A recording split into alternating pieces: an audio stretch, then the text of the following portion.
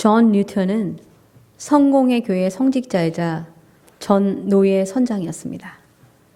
그는 지중해를 항해하는 상선의 선장이었던 아버지의 영향으로 11살 때 선원이 되었고, 어렸을 때 신실했던 신자였던 어머니에게서 신앙을 물려받았지만, 어머니가 그가 7살 때 죽게 되자 거친 뱃사람들과 살면서 난폭하고 삐뚤어진 삶을 살게 되었습니다. 그래서 그는 자라면서 주변 사람들에게 많은 미움을 받았습니다. 특히 아프리카 흑인들을 잡아서 노예로 파는 노예선에서 그는 온갖 종류의 나쁜 짓을 서슴없이 일삼는 잔인한 사람이 되었습니다. 그러던 그가 어느 날 노예선에서 토마스 아켄퍼스의 그리스도를 본받아라는 책을 우연히 읽게 되었습니다. 그 책을 읽는 동안 그는 오랫동안 그 영혼 속에 잠자고 있던 어머니의 기도와 찬송가 소리를 기억할 수 있었습니다. 그리고 그의 마음에 큰 변화가 일어나기 시작했습니다. 그는 눈물을 흘리며 하나님께 자신의 죄를 회개했습니다. 그는 새로운 인생을 살게 되었습니다. 그리고 목회자가 되어서 전에 하나님을 떠나서 자신이 적대했던 그 하나님의 복음을 전파하는 사명을 받고 버킹엄에서 16년, 올리교회에서 27년을 살겠습니다. 자신이 회개한 지 29년이 지난 1779년에 우리가 잘 아는 찬송가 나 같은 죄인 살리신이라는 곡을 미국 민요에 붙여서 불렀습니다. 그의 삶의 밑바닥에서 그를 구해주신 하나님의 사랑과 자비에 대한 감사의 마음을 나타낸 이 찬송가는 많은 그리스도인들에게 감동을 주었습니다. 그는 이후 노예 무역 폐지 캠페인을 주도했던 독실한 기독교 출신 정신이었던 윌리엄 윌버포스에 합류해서 1807년 2월 영국에서 노예 무역을 폐지하는 법이 마침내 통과되자 나이가 너무 들어서 거의 맹인이 되고 죽음에 이르렀던 존은 이렇게 말했습니다. 다 죽어가는 그는 이 얼마나 아름다운 소식인가 하고 기뻐했습니다. 이것이 성령으로 변화받아서 새로운 그리스도인으로 거듭난 사람의 예입니다. 오늘 본문 말씀 3절에서 예수께서 대답하여 이르시되 진실로 진실로 내게 이르노니 사람이 거듭나지 아니하면 하나님의 나라를 볼 수 없느니라라고 말씀하셨습니다. 거듭난다는 것은 다시 태어난다는 것을 의미하는데, 이것은 우리가 육체적으로 태어나는 것처럼 성령을 통해서 진정한 그리스도인으로 다시 태어나서 하나님과 개인적으로 친밀한 관계를 갖고 하나님의 영광을 위해서 살게 된다는 것을 의미합니다. 우리가 얼마나 오래 교회를 다녔는지 또는 교회에서 어떤 직책을 가지고 있는지는 중요하지 않습니다. 영적으로 거듭난다는 것은 하나님께서 성령을 통해서 우리를 개인적으로 깨닫게 해주시는 것이지 우리의 성경적 지식이나 행위로 받는 것이 아니기 때문입니다. 감리교의 설립자인 존 웨슬리 목사님은 자신이 목사를 안수받은 후에도 한동안 영적으로 다시 태어난 그리스도인으로서의 확신이 없었다고 고백했습니다. 그는 하나님에 대한 지식이 있고 믿음도 있었지만 영적으로 거듭난 그리스도인으로서의 경험이 없었기 때문입니다. 5절에서 예수님이 이렇게 말씀하십니다. 예수께서 대답하시되 진실로 진실로 내게 이르노니 사람이 물과 성령으로 나지 아니하면 하나님의 나라에 들어갈 수 없느니라.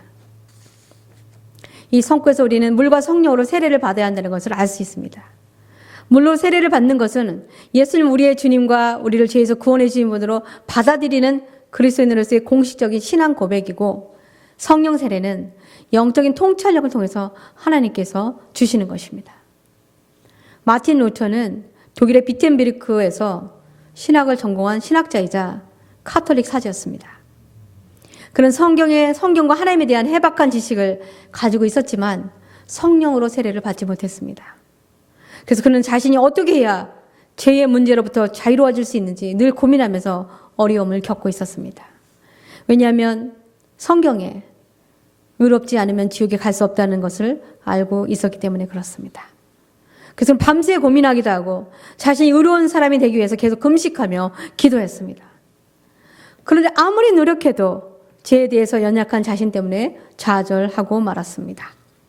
그래서 그는 극심한 고행훈련에 들어가려 결정하고 부서진 유리조각이 깔려있는 대성당의 돌계단을 무릎을 꿇고 올라갔습니다. 그러나 그의 무릎에 살이 벗겨져 피가 나는 고행을 통해서도 그를 의로운 사람을 만들 수 없다는 결론에 이르렀습니다.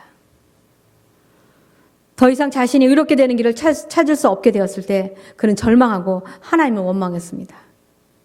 그러나 하나님께서 사람이 도달하지도 못할 목표를 정해놓으시고 너무나 많은 것을 사람에게 요구하신다고 불평했습니다. 그렇게 절망 가운데 있던 어느 날 루터가 성경을 읽는 중에 로마서 1장 17절 말씀, 복음에는 하나님의 의가 나타나서 믿음으로 믿음에 이르게 하나니 기록된 바 오직 의는 믿음으로 말미암아 살리라 함과 같으니라 라는 말씀에서 큰 깨달음을 얻게 되었습니다. 지금까지는 자신이 스스로 의로운 사람이 되기를 원하고 노력했는데 성경은 하나님의 의가 우리를 믿음에 이르게 하고 의는 자신의 행위가 아닌 믿음으로 의롭게 된다는 것을 깨달은 것입니다. 인간은 우리 스스로의 의지로 의롭게 될 수 없습니다. 우리가 예수 그리스도를 주님과 구주로 믿어야만 하나님께서 우리가 의롭다고 인정해 주신다는 것입니다. 이것을 우리는 믿음에 의한 칭의라고 부릅니다. 그가 이것을 깨닫게 되자 그는 복음에 대한 계율을 분명하게 알게 되고 이를 바탕으로 신학적 원리를 계속 발전시켜서 마침내 종교개혁에 그의 깨달음은 초석이 되었습니다. 나중에 그는 이 깨달음에 관한 감격을 이렇게 표현했습니다. 나는 이제 완전히 거듭났고 활짝 열린 문을 통과해서 천국에 들어간 느낌이었다. 성경 전체의 전혀 다른 얼굴이 여기서 내게 그 모습을 드러냈다. 전에는 하나님의 의라는 단어를 그렇게도 혐오했으나 이제는 거꾸로 그 단어만큼 사랑스러운 단어가 없고 그 단어를 높이 기리게 되었다. 내게는 바울의 그 본문이야말로 진정 천국으로 들어가는 문이었다. 하나님께서 성령을 통해 어떻게 그가 의인이 될 수 있는지 이해할 수 있는 통찰력을 주셨습니다. 이 깨달음으로 그는 1517년 돈과 권력에 부패해진 카톨릭 교회의 개혁을 단행하는 종교개혁의 시발점이 되었고 하나님은 그를 사용하셔서 잘못된 길로 가고 있는 교회를 바로 세우셨습니다. 저도 고등학교 3학년 때 예수님을 주님으로 받아들이고 물로 세례를 받아서 그리스도에 대해서 매주 교회는 다녔지만 하나님과 친밀한 관계를 갖지 못했습니다. 그런데 어느 날 야곱이 요셉에게만 채색 옷을 입히고 편애했다는 설교를 들었을 때 갑자기 성경 이야기를 더 많이 알고 싶어졌습니다. 그래서 집에 와서 잠자기 전에 매일 한 장씩 창세기부터 성경을 읽기 시작했습니다. 제가 성경을 읽는 동안 하나님께서는 저에게 성경 말씀을 이해할 수 있는 지혜를 주셨고 성경을 읽을수록 하나님의 말씀이 더 재미있고 꿀처럼 달게 느껴졌습니다. 성경을 읽어가며 하나님에 대해 알게 되고 주님과 더 가까워지기 시작했습니다. 하나님은 제가 들었던 그 설교를 통해서 제 마음을 만져주셨고 하나님과 개인적이고 친밀한 관계를 갖기 시작하면서 제 삶은 썬데이 크리스찬에서 거듭난 그리스도인으로 변화되게 되었습니다. 하나님께서는 각자 사람들에게 다양한 방식으로 성령을 통해서 우리를 다시 태어나게 하십니다. 사도 바울은 주님의 음성을 듣고 그 순간 자신이 핍박하던 예수가 살아계신 하나님이시라는 것을 알게 되었습니다. 그때부터 그는 그리스도인을 박해하던 자에서 예수님을 위해 복음을 전하는 종으로 완전히 반대의 삶을 살게 되었습니다. 성령으로 거듭난다는 것은 성령을 통해서 하나님과 친밀한 관계를 갖게 되므로 온전히 변화되는 삶을 살게 되는 것입니다. 우리가 가족과 친구들과 사람들 앞에서 결혼식을 할 때 남편과 아내로서의 관계를 공식적으로 선언하고 결혼한 부부로 사람들 앞에 맹세합니다. 그런 결혼식을 하는 것과 마찬가지로 물로 세례를 받을 때 우리는 성도들과 하나님 앞에서 주님을 구세주로 고백하고 그리스도인이 되기로 선언하는 것입니다. 그리고 결혼한 부부가 서로 사랑하고 친밀한 관계를 갖고 온전한 가정을 이루는 것처럼 성령을 통해 거듭난 그리스도인들은 하나님을 사랑하고 늘 친밀한 관계를 갖고 온전히 그리스도인으로서 주님과 연합된 삶을 살아야 합니다. 근데 우리가 결혼한 부부로서 살지만 서로 친밀한 관계가 없어도 겉으로는 다정한 부부처럼 보이는 것을 우리는 쇼 윈도우 부부라고 부릅니다. 마찬가지로 우리가 그리스도인이라고 고백하고 세례 받았음에도 불구하고 하나님과 깊은 사랑과 친밀한 관계가 없다면 겉으로는 그리스도인처럼 보이지만 실제로는 참 그리스도인이 아닌 것입니다. 그러므로 우리가 거듭난 그리스도인이 되어야 한다는 것은 매우 중요합니다. 왜냐하면 우리가 물과 성령으로 거듭나지 아니하면 성경이 말한 것처럼 우리는 하나님의 나라에 들어갈 수 없기 때문에 그렇습니다. 그럼 우리는 어떻게 성령으로 세례를 받을 수 있는지 알아야 합니다. 오늘 본문 말씀 8절은 바람이 임으로 불매 네가 그 소리는 들어도 어디서 와서 어디로 가는지 알지 못하나니 성령으로 난 사람도 다 그러하니라 라고 말씀하신 것처럼 우리는 성령이 역사하시는 것을 눈으로 볼 수 없지만 바람이 부는 것을 느끼는 것처럼 성령을 느낄 수 있습니다. 예수님의 제자들과 주님을 따르던 사람들이 모여서 마가의 다락방에서 기도하고 있을 때도 성령은 바람처럼 그들에게 임하셨습니다. 사도행전 2장 2절에서 4절은 이렇게 기록하고 있습니다. 호련히 하늘로부터 급하고 강한 바람 같은 소리가 있어 그들이 앉은 온 집에 가득하며 마치 불의 혀처럼 갈라지는 것들이 그들에게 보여 각 사람이 하나씩 임하여 있더니 그들이 다 성령의 충만함을 받고 성령이 말하게 하심을 따라 다른 언어들로 말하기를 시작하니라. 여러분, 성령은 급하고 강한 바람처럼 그곳에 모인 자들에게 임하셔서 그들의 삶을 완전히 바꾸시고 두려움 없이 이제 복음을 전하는 자들로 사용하셨습니다. 우리는 또 하나님의 말씀을 통해서 성령 세례를 받을 수 있습니다. 베드로전서 1장 23절에 너희가 거듭난 것은 썩어질 씨로 된 것이 아니요 썩지 아니할 씨로 된 것이니 살아있고 항상 있는 하나님의 말씀으로 되었느니라 라고 우리가 성경을 읽을 때 하나님께서 말씀을 통해서 우리를 성령으로 거듭나게 하시는 것을 알 수 있습니다. 성령으로 다시 태어나서 새 사람이 되면 지금까지 살았던 것과 전혀 다른 삶을 살아가게 됩니다. 왜냐하면 성령께서 우리의 생각과 삶을 하나님의 기뻐하시는 길로 인도하시기 때문에 그렇습니다.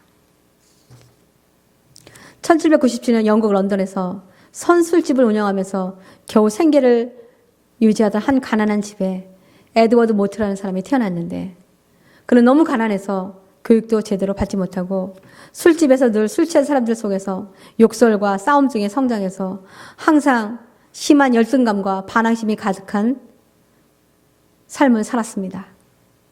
그리고 그의 주변에는 아무도 그를 따뜻하게 대해주는 사람이 없었습니다. 그러나 한 가지 다행이었던 것은 그는 손재주가 뛰어났다는 것입니다. 그가 16살 되었을 때 돈을 벌기 위해서 가구 공장에서 목공일을 시작했는데 그 목공소의 주인이 자식을 돌보듯 모트에게 따뜻하게 대해주자 지금까지 거칠게 살아온 모트는 교회를 다니는 그 주인의 배려와 사랑으로 조금씩 마음이 열리기 시작했습니다. 어느 날 주인이 함께 교회에 가보지 않겠냐고 하면서 모트를 교회로 데려갔는데 모트는 교회에 아무 관심도 없고 교회 가는 것에 대해 생각해 본 적도 없었지만 자신을 따뜻하게 대해주는 그 주인의 권위를 뿌리치기가 어려워서 교회에 가게 된 것입니다. 그런데 그날 설교가 하나님의 부르심이라는 내용이었는데 처음 가본 교회에 낯선 분에게 몸을 뒤척이던 모트가 어느 순간 설교의 말씀이 귀에 들어오면서 그것이 바로 자신을 향해 주시는 하나님의 메시지라는 생각이 들었습니다. 설교에 집중하던 모트는 곧 가슴이 뜨거워지는 것을 느끼게 되었습니다. 성령께서 그의 마음에 감동을 주신 것입니다. 모트는 얼마 뒤에 예수님을 구주로 영접하고 새로운 삶을 시작하게 되었습니다. 예수님을 믿게 되니까 그는 모든 것에 감사하게 생각이 되었습니다. 눈을 떠도 감사, 일을 해도 감사, 잠을 자도 감사, 그의 마음속에는 감사가 넘쳐나기 시작했습니다. 모트는 일기에 이렇게 기록했습니다. 내 망치는 이제 노래하기 시작했다. 내 망치는 이제 춤을 춘다. 그리고 내 눈동자는 생기가 돋고 내 마음속에는 생수가 솟는다. 예수님께서 내 마음에 오셨기 때문이다.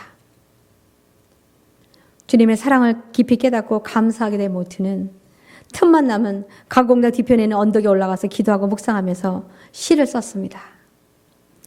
37살 때인 1833년 어느 날 공장으로 가던 중에 주님은 굳건한 반석이시니 그 위에 내가 서리라라는 말씀이 불현듯 떠올라서 시를 써 내려가게 되었습니다.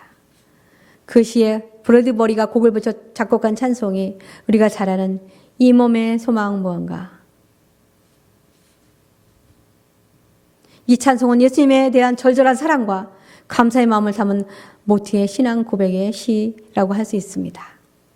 세월이 지나 가구 공장이 더 번창해지자 공장 주인은 모트의 이름으로 가구점을 하나 차려주었습니다. 모트는 제법 규모가 큰 가구점을 운영하면서 여유가 생기자 그는 나를 외로움과 고독 속에서 구원하여 주시고 나에게 은혜와 은총을 베풀어 주신 하나님, 이젠 내가 사람들을 찾아다니며 전도하면서 나와 같은 사람들에게 희망과 용기를 주겠습니다. 기도하면서 목사가 되기로 결심합니다. 신학을 공부한 모트는 55살이 되던 1850년에 침례교 목사가 돼서 22년간 영계 홀시암과 수색에서 목회 사역을 감당했고, 목사가 된 후에 곧 그는 자신의 모든 사업을 정리하고 전 재산을 다 바쳐서 교회를 건축했습니다. 그는 160여 편의 많은 찬송시를 썼고 복음성가라는 말을 최초로 사용한 분이기도 합니다. 처음 교회 가서 들었던 설교 말씀을 통해서 하나님은 그의 삶을 완전히 바꾸어 주셨고 그를 하나님의 영광을 위해서 살게 하신 것을 볼 수 있습니다. 세례는 예수님께서 우리에게 명령하신 거룩한 성례식 중에 하나입니다. 우리는 하나님의 나라에 들어가기 위해서 물과 성령으로 세례를 받아야 합니다. 오늘 말씀을 통해서 세례의 중요성을 깨닫고 물과 성령으로 다시 거듭난 그리스도인으로서 하나님과 친밀한 관계 속에서 하나님의 영광을 위해서 살아가는 저와 여러분이 되시기를 주님의 이름으로 축원합니다. 기도하시겠습니다. 아버지 하나님 감사합니다. 오늘 세례의 중요성을 알려주시고 우리도 물과 성령으로 세례를 받아 하나님과 친밀한 관계를 갖게 되므로 거듭난 그리스도인으로서 하나님의 나라와 영광을 위해서 살아가게 되기를 예수님의 이름으로 간절히 기도합니다. 아멘.